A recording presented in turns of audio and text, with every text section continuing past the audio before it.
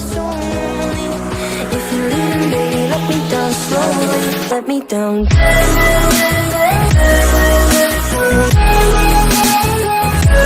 Let me down.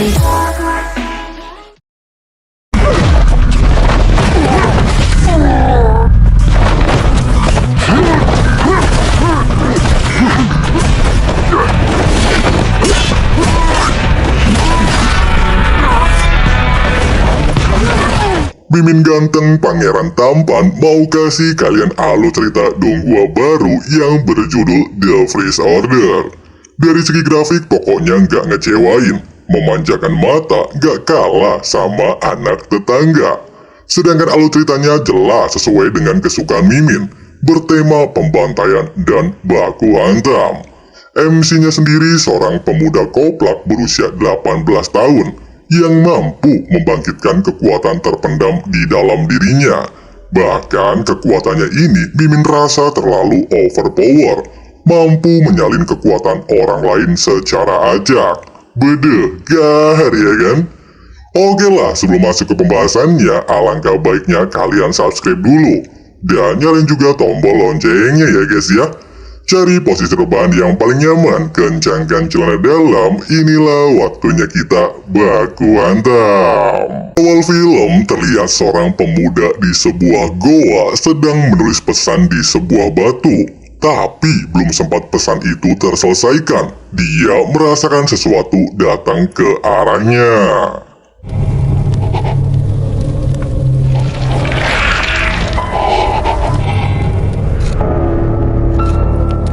Beberapa saat kemudian kita dibawa ke sebuah gurun 113. Di tempat ini terlihat seorang pemuda bernama Ren Siosu. Pemuda tampan kayak Mimin yang akan menjadi MC di cerita kali ini. Dia terlihat mencoba menjebak seekor burung gagak dengan menggunakan sebuah penggorengan dan beberapa makanan untuk menarik perhatiannya.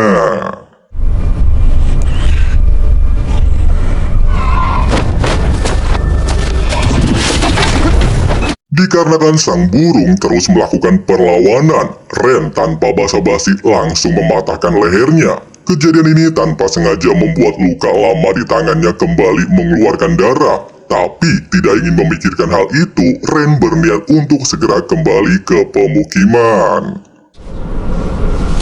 Hal mengejutkan terjadi, baru saja Ren melangkah, kepalanya terasa sangat sakit. Bahkan muncul beberapa gambaran di bawah alam sadarnya. Rasa sakit luar biasa ini membuatnya sampai tidak sadarkan diri.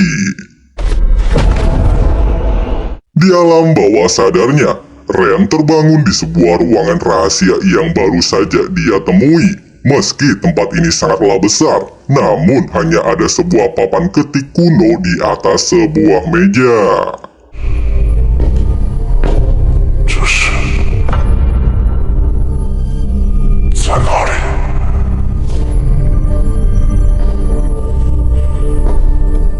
Tidak lama, hujan asam yang turun membuat Ren tersadar. Dengan memanfaatkan penggorengan sebagai alat perlindungan, dia bergegas untuk kembali ke pemukiman.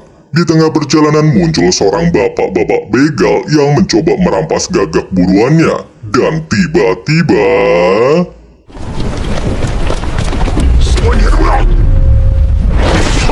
Tidak berselang lama, Ren mendengar sebuah suara yang memintanya untuk memberikan buruannya. Pada awalnya dia terlihat bingung dari mana datangnya suara itu. Tapi karena penasaran dengan misi yang diberikan, Ren pun mencoba untuk melakukannya.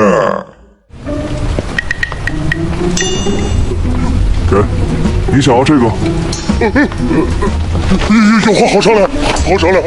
Baru saja burung gagak itu disentuh oleh si bapak, misi yang diberikan juga dianggap berhasil dengan imbalan sebuah buku panduan untuk digunakan menyalin kekuatan orang lain. Alhasil menyadari kalau misinya dianggap berhasil, Ren akhirnya tidak jadi memberikan binatang buruan yang sudah susah payah dia dapatkan.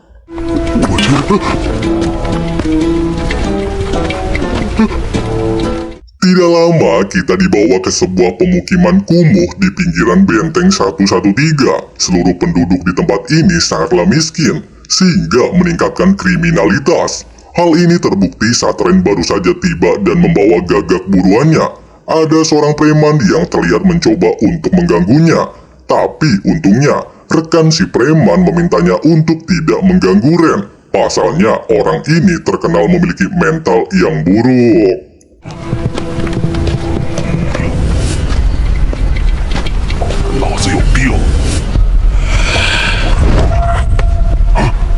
Meski pemukiman ini sangatlah kumuh, tapi ada seorang gadis yang sangat cantik bernama Xiaoyu. Dia juga terlihat sangat peduli kepada Ren, bahkan seringkali mengkhawatirkan Ren ketika pergi berburu. Namun sebagai seorang lelaki tampan, Ren seringkali menolak kebaikannya. Tidak ingin berdebat, Xiaoyu lantas memintanya untuk segera menemui adiknya yang telah menunggu kepulangannya, dan ditakutkan penyakit lama adiknya kambuh lagi. Tapi untungnya kondisi sang adik yang diketahui bernama Yan Liu Yuan ini baik-baik saja. Sambil menyiapkan sup untuk Yuan, Ren lantas memintanya untuk tidak menggunakan kekuatan supernya secara sembarangan. Pada dasarnya, setiap orang yang memiliki kekuatan akan semakin tangguh. Tapi adiknya justru menjadi sangat lemah setiap kali dia menggunakannya. Kemampuan Super Yuan sendiri dikenal sebagai wish atau harapan, kemampuan untuk memohon sesuatu menjadi kenyataan. 不用你使用能力来保护我。我再说一遍，我在外面能照顾自己，不是跟你说了不要乱用能力，不说警醒点，还故意把自己搞出病来。 Sambil menikmati sup, Ren lantas memiliki sebuah ide untuk mengajak Xiaoyu tinggal bersama mereka, sehingga wanita itu bisa menjaga Yuan ketika dia pergi berburu. Tapi Yuan menolak dan beranggapan kalau Xiaoyu pastilah memiliki niat di balik kebaikannya. Terlebih lagi, Ren seringkali membawa binatang buruan, yang kemungkinan itulah alasan Xiaoyu mendekatinya. Namun menurut Ren, Xiaoyu mendekati mereka bukan karena hasil buruan, melainkan ketampanan di wajahnya yang mirip kayak Cok Santuy. 难道不是因为我的帅气？你确定他是因为我能打到猎物才接近我的？再说，这世道谁都不容易。你的汤烧干了。Demi mendapatkan uang untuk membayar biaya sekolah adiknya, Ren berniat untuk menjual burung gagak ke sebuah pasar. Dia juga meminta sang adik untuk giat belajar dan menjadi seorang guru, sehingga di masa depan kehidupan mereka bisa lebih baik dari saat ini. Dalam perjalanan, kita diperlihatkan sisi gelap dari pemukiman ini. Penjarahan, kekerasan menjadi hal yang biasa terjadi setiap harinya. Bahkan ada seorang dokter yang membiarkan nyawa seorang kakek melayang begitu saja.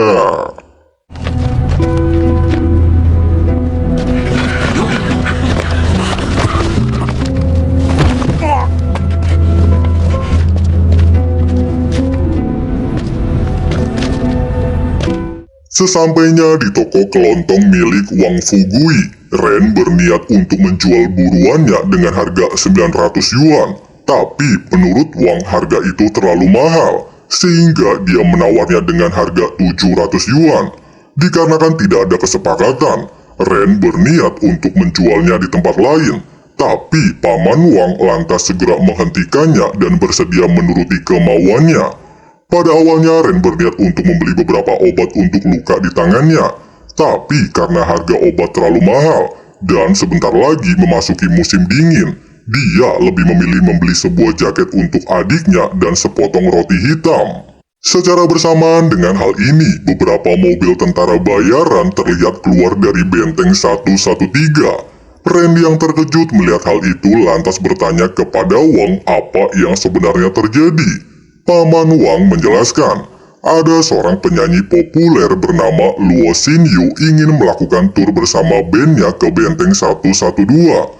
Sehingga dia menyewa tentara bayaran dari benteng 113. Kedatangan mereka ke tempat ini untuk mencari seorang pemandu yang bisa melewati hutan belantara. Pasalnya mereka ingin mengambil rute tercepat melewati gunung perbatasan. Mendengarkan hal itu, seketika mengingatkan Ren dengan kejadian yang dia alami saat berada di hutan belantara, di mana dia terluka cukup parah karena serangan kelompok serigala di tempat itu. bahkan menimbulkan luka di tangannya. 哥，你看，我在门口找到几个消炎药，不知道是哪个好心人送来的，马上就会好了。对了，小子， Menyadari bahwa Ren adalah satu-satunya orang yang selamat setelah pergi ke tempat itu, Paman Wang lantas memintanya untuk menjadi pemandu tentara bayaran. Pasalnya, imbalan dari misi itu sangatlah luar biasa. Selain dia bisa bergabung dengan tentara bayaran, Ren juga bisa tinggal di dalam benteng. Meski imbalan itu cukup menggiurkan, tapi mengingat kejadian yang sebelumnya dia alami, Ren langsung menolak usulan tersebut. 非你莫属，还活着回来的人了，别介呀！你金山太危险了，谁爱去谁去。而且我记得你好像去过金山吧？要不你去给他们当向导吧？怎么样？以后就可以跟他们一起进壁垒里生活。我不去。 Baru saja berjalan meninggalkan toko, pandangan Ren seketika teralihkan kepada sosok wanita cantik yang memiliki sikap sangat dingin.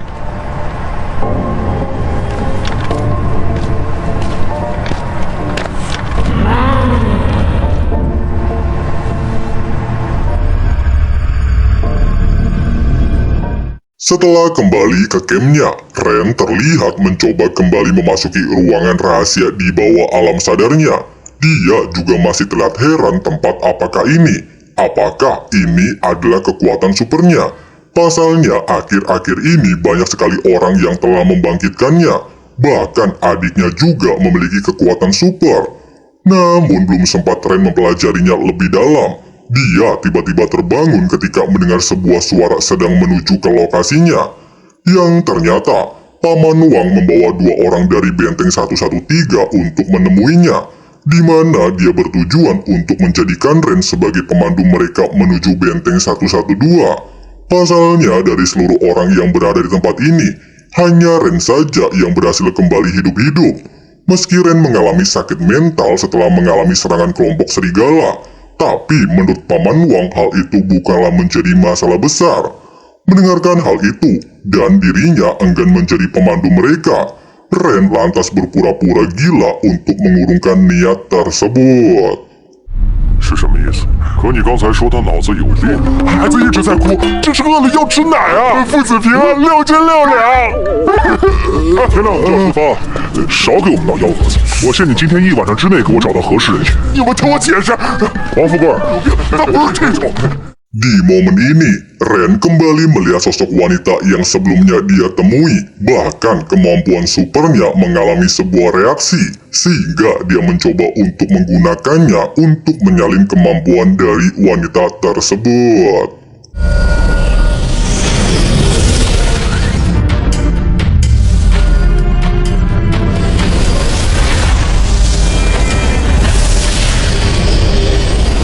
已随机抽取对方的枪械技能。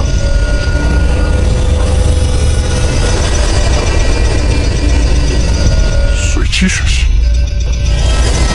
将随机学习目标技能，你已学会高级枪械精通。 Hanya butuh waktu singkat, Ren berhasil menyalin kemampuan random wanita itu. Teknik yang dia salin tidak main-main, merupakan teknik sempurna menggunakan senjata api. Melihat sang kakak memandangi wanita dengan sangat serius membuat Yuan terlihat terkejut. Tapi menurut Ren, hal itu dia lakukan hanya untuk memastikan kepergian tentara bayaran dari tempat ini. Baru saja memasuki camp, mereka dikejutkan dengan sebuah makanan dan 3 buah obat. Pada awalnya Ren menduga orang yang memberikan obat ini adalah Paman Wang. Tapi mengingat sikap pelit Wang, hal itu tidaklah mungkin. Dan orang yang paling meyakinkan adalah Mbak Xiaoyu. Hal itu dipertegas oleh Yuan. Sejak kakaknya terluka, dia seringkali menemukan obat di tempat yang sama. Terlebih lagi, hanya Xiaoyu saja yang sangat perhatian kepada kakaknya ini. Secara bersamaan dengan hal ini, sebuah suara keributan tiba-tiba terdengar, yang ternyata Mbak Xiaoyu terlihat sedang dipaksa oleh bapak-bapak preman untuk menjadi wanita simpanannya. Kejadian ini seketika membuat Ren mendapatkan misi untuk memberikan bantuan kepadanya. 哥，帮他吧。我今天，你听我说嘛！看什么看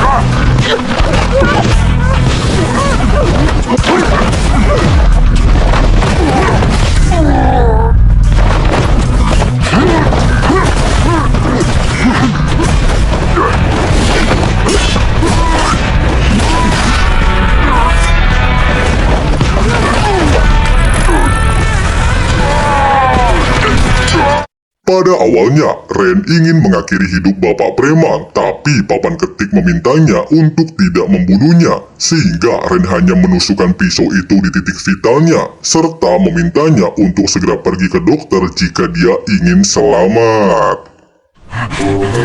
我都说别惹他了。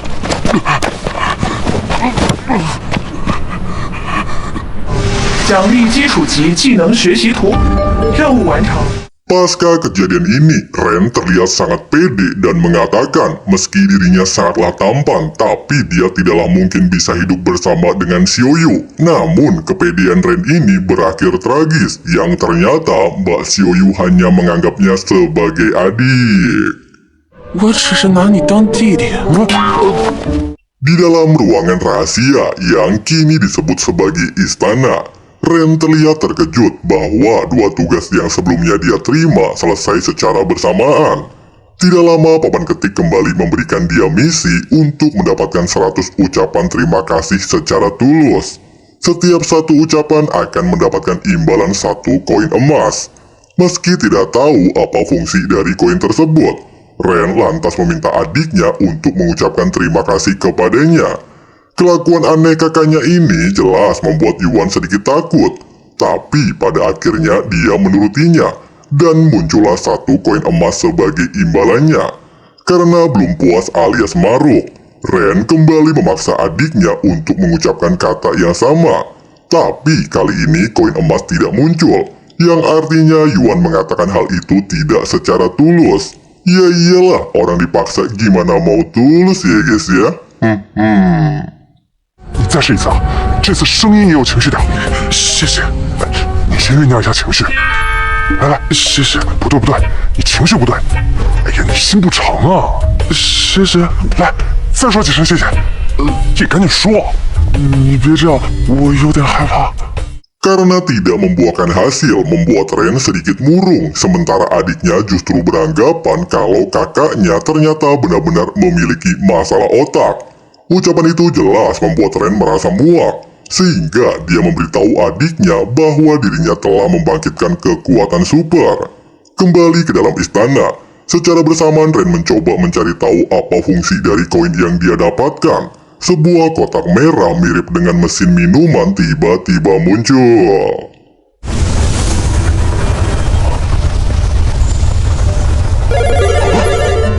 Menyadari kalau benda ini berguna untuk menggunakan koin yang dia dapatkan, Ren tanpa basa-basi langsung mencobanya. Hanya butuh waktu singkat, mesin itu secara random memberikan hadiah sebuah botol hitam bertuliskan salep, obat yang mampu menyembuhkan berbagai luka luar.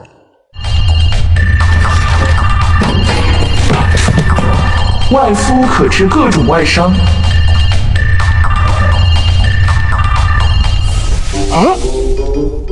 Untuk membuktikan khasiat dari salep yang dia peroleh, Ren lantas mencoba untuk menyembuhkan luka di tangannya.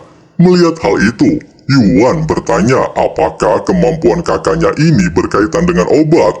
Ren hanya mengiyakan dan tidak menjelaskan secara detail. Dia juga bilang membutuhkan ucapan terima kasih yang tulus dari orang lain untuk menggunakan kemampuannya. Menurut Yuan, untuk mendapatkan ucapan terima kasih, dia harus melakukan hal yang positif. Contohnya memberikan makanan kepada orang yang kelaparan. Tapi menurut Ren, usulan adiknya itu dianggap gila. Hal itu justru membuat merekalah yang akan kelaparan. 我吃什么？你吃什么？我把食物都给别人了。我是那种人吗？ Sementara Yuan kembali berpikir untuk mencari ide, Ren justru terlihat bingung apa alasan mereka berdua bisa membangkitkan kekuatan. Bahkan Yuan sendiri memiliki kemampuan aneh, menguntungkan orang lain tapi menyiksa tubuhnya sendiri. Di tengah-tengah kebingungan ini, Yuan tanpa sengaja melihat bintang jatuh dan ingin membuat permintaan. Ren jelas langsung menghentikannya. Pasalnya, jika harapan Yuan terkabul, hal itu pastilah akan menyiksanya. Kalau kalian punya kemampuan harapan menjadi kenyataan, mau ngapain guys? 轻则小病小灾，别人运气好了，你就会遭到反噬，能让别人幸运，但是用不到你自己身上。之前你觉醒的时候，我就想说，一个比一个奇怪。怎么样才能得到？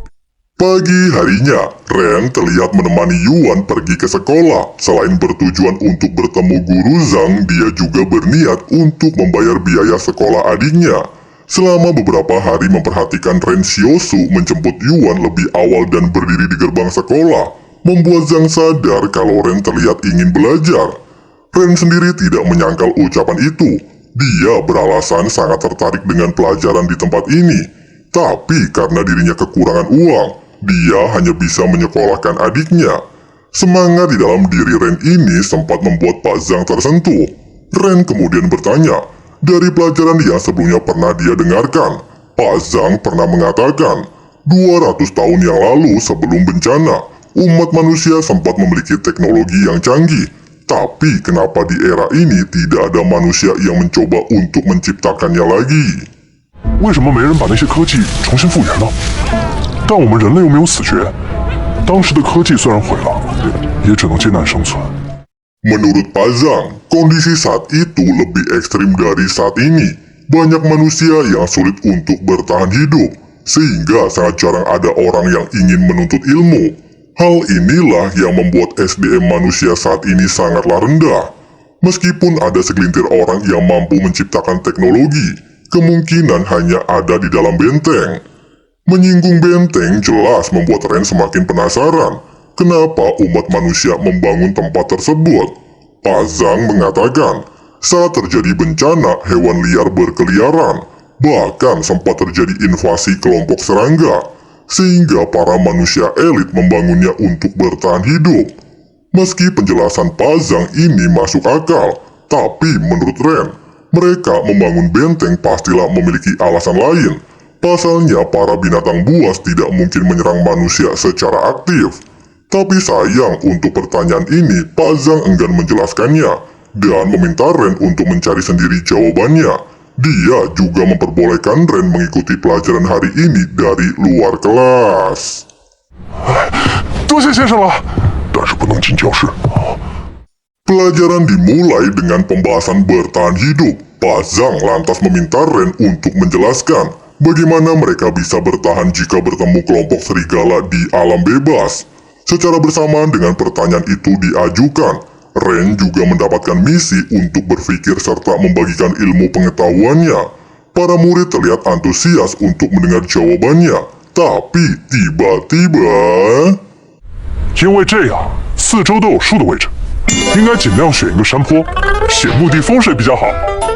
Meski terdengar koplak dan nyeleneh, apa yang diucapkan Ren ini adalah kenyataan. Pasalnya, dia memanglah pernah berada di dalam situasi seperti itu.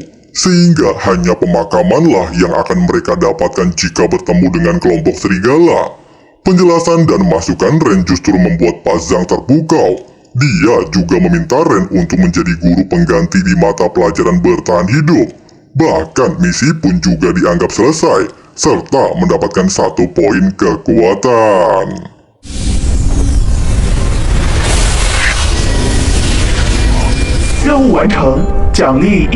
Bukannya mengajar, Ren justru memanfaatkan momen ini untuk mendapatkan ucapan terima kasih dari para murid, sehingga bisa menambah pundi-pundi koin emasnya. Dia lantas menjadikan Pak Zhang sebagai orang yang pantas mendapatkan ucapan tersebut. Koplaknya tingkat dewa ya guys ya. 所以以后上课是辛苦不辛苦？大家觉得张先生每天给大家上课，谢谢老师。 Sayangnya, ide koplak ini tidaklah berjalan mulus dan tidak menghasilkan 1 koin pun sampai kelas berakhir. Sambil berjalan pulang melampiaskan emosinya, mereka tanpa sengaja melihat Xiaoyu sedang digoda oleh pemilik toko saat menjual antingnya demi membeli beberapa makanan. Meski koplak, Ren ini memiliki jiwa pria sejati. Dia lantas membayar barang beliannya. Hal ini dia lakukan sebagai ganti rugi atas obat yang selalu Xiaoyu berikan kepadanya. Serta mulai saat ini mereka berdua tidaklah perlu merasa malu-malu lagi. Ucapan dan tindakan Ren ini jelas membuat Mbak Xiaoyu bingung. Sebenarnya apa sih yang dimaksud? Ren lantas menjelaskan bahwa mulai saat ini Mbak Xiaoyu bisa tinggal bersama mereka dan berbagi makanan setiap harinya. 有你一个晚上，以后有我一口汤喝。你说的不对，我重说，以后有我一口肉吃，就有你一口汤喝。 Meski penjelasan barusan tidak bisa dicerna dengan akal sehat, tapi Mbak Xiaoyu lantas menyetujuinya. Dia juga berjanji akan merawat mereka mulai saat ini. Singkatnya, dalam perjalanan pulang, mereka tanpa sengaja melihat sebuah insiden di mana ada seorang dokter yang enggan mengobati pasien. Meski sang istri telah memohon, tapi dikarenakan mereka tidaklah memiliki uang, dokter ini tidak memperdulikannya. Yuan dan Ren sempat terlihat iba melihat kejadian itu, tapi dikarenakan tidak memiliki uang, mereka hanya bisa diam dan pergi. Di momen ini sempat terbesit sebuah ide, di mana jika Ren ingin mendapatkan kata terima kasih yang tulus dari orang lain, maka Yuan memintanya untuk menjadi dokter. Namun masalah terbesarnya, Ren ini tidaklah memiliki keahlian medis, tapi tiba-tiba... 决定了，我要当医生。 Beberapa saat kemudian, untuk menjalankan ambisinya menjadi dokter, Ren secara diam-diam menggunakan kemampuannya untuk menyalin keahlian medis sang dokter. Tapi apa yang dia dapatkan justru keahlian menipu, yang artinya orang di depannya ini bukanlah seorang dokter, melainkan seorang penipu ulung. 以随机抽取对方的骗术，继续使用基础技能学习图谱。以随机抽取对方吹牛技能，可以告知对方没有医术，你已学会终极骗术。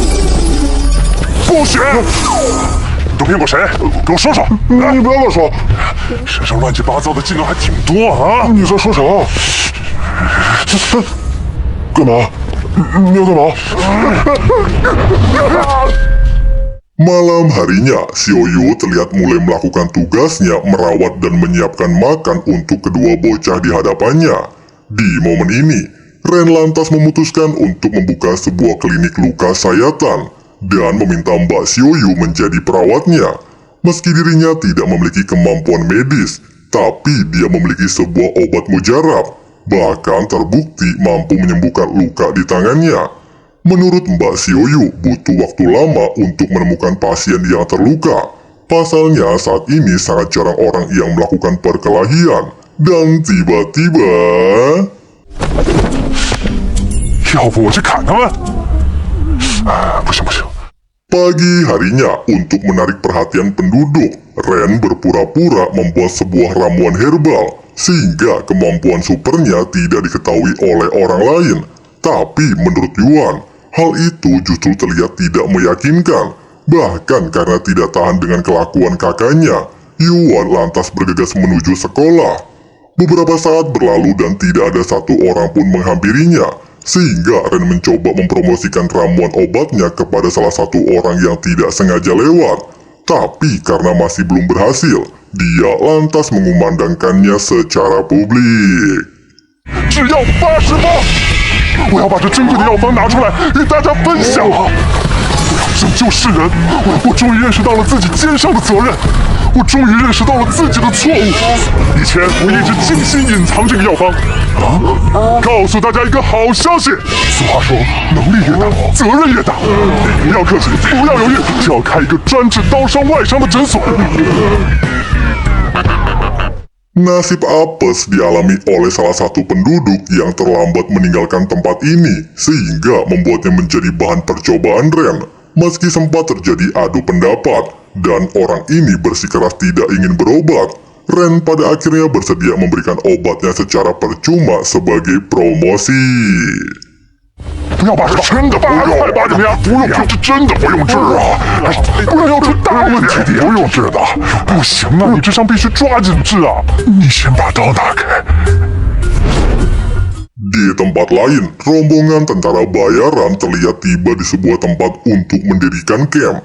Pasalnya menurut pemandu yang mereka bawa, mereka sebentar lagi akan tiba di benteng 112. Namun menurut Yang Xiujin, lokasi ini terasa janggal. Terlebih lagi, menurut jejak yang dia temukan, lokasi ini pernah mereka kunjungi 2 hari yang lalu. Sehingga dia beranggapan bahwa sang pemandu hanya membuat mereka berkeliling-keliling di lokasi yang sama. 你一直在带着我们兜圈子。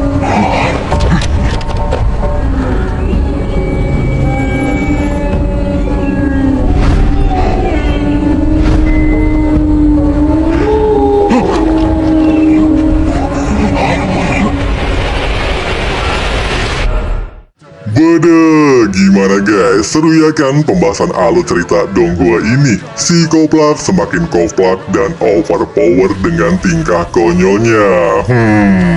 Gimana? Lanjut atau enggak nih? Komen ya guys ya. Oke lah, makasih banyak yang udah nonton sampai habis dan jangan lupa subscribe.